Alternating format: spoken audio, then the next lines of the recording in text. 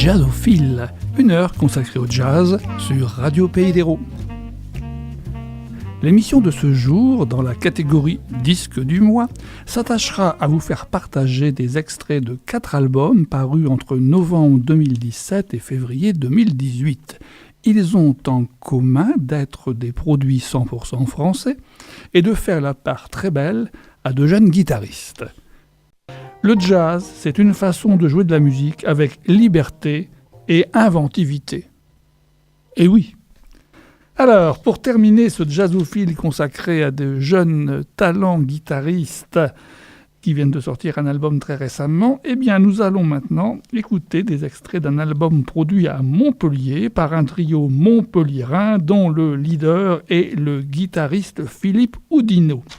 Alors, Philippe Oudinot dit le gitan noir. Alors, les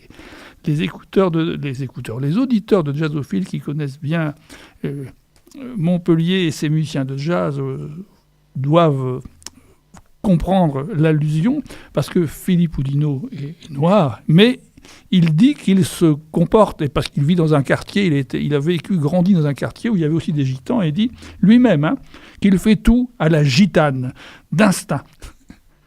C'est lui qui le dit. Donc le gitan noir, eh bien, il est auteur-compositeur, il se produit régulièrement à Montpellier, il a aussi joué dans la rue, c'est un homme qui veut partager ce qu'il fait. Il est un pur produit, dit-il, de la cité Gélie du quartier Figrol. Il a grandi dans ce bouillonnement multiculturel où cohabitent blancs, maghrébins, gitans et africains. Ce nom, c'est des gitans du quartier qui me l'ont donné. Je l'ai gardé car c'est vraiment ce que je suis dans la vie. Ma musique s'inspire du flamenco que j'entendais de la fenêtre de mon appartement dans la cité. Et nous avons les mêmes batailles à mener pour exister, pour être respectés, malgré nos couleurs de peau, malgré le fait de venir d'un quartier. Et donc, eh bien, on va écouter un premier extrait qui s'appelle Transat numéro 5. Et c'est une composition de Philippe Oudinot.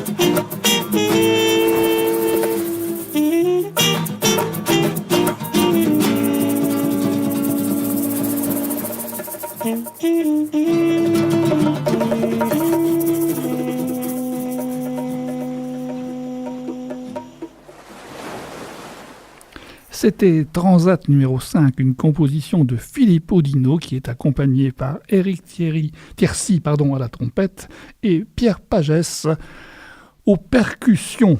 Alors tiens, pendant que j'y étais, à noter que le concert de sortie de ce mini-album, puisqu'il y a 3 titres, et qui est intitulé tout simplement, vous avez compris pourquoi, puisqu'on est parlé tout à l'heure, Jelly Jazz, eh bien il a eu lieu à Montpellier le 19 janvier dernier, c'est donc encore tout frais.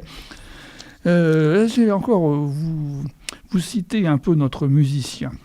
J'ai toujours été à la recherche de mon propre style, et je l'ai trouvé, c'est le Flamen Soul.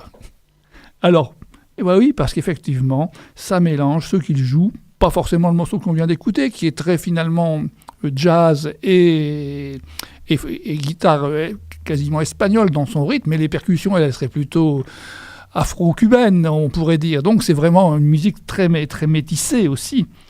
Et je pense que sa musique est le reflet de ce qu'il est. C'est un hymne à la France d'aujourd'hui. Ça mêle le jazz, la soul, le rap aussi parfois, pas dans les extraits qu'on doit écouter, et le flamenco. Et c'est un son qui colle, dit-il, au décor de mon enfance. Je refuse de m'enfermer dans un genre, je récuse les barrières, j'aime toutes les musiques. Il suffit qu'un truc me parle ou me transporte. Eh bien, je suis assez d'accord. Ce qui compte, c'est qu'on soit ému. Et moi, j'avoue que j'ai été vraiment séduit par les 3 titres de ce petit LP. On écoute tout de suite un deuxième extrait qui s'appelle « Détente et doux plaisir ». Quel beau programme.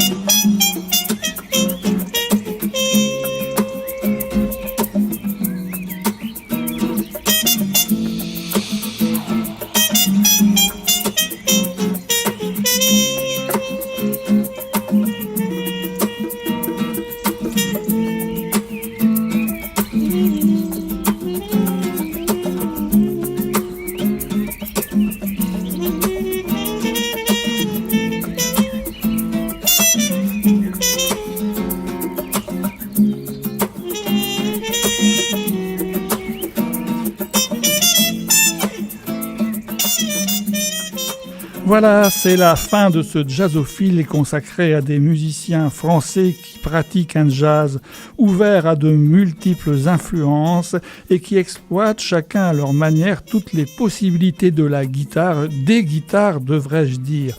Merci à Bastien qui assurait la technique de cette émission qui sera rediffusée samedi prochain à 11h sur les ondes de Radio Pays d'Hérault et que vous pourrez également réécouter en streaming sur la page Jazzophile du site de Radio Pays d'Hérault. Amis jazzophiles, à la semaine prochaine.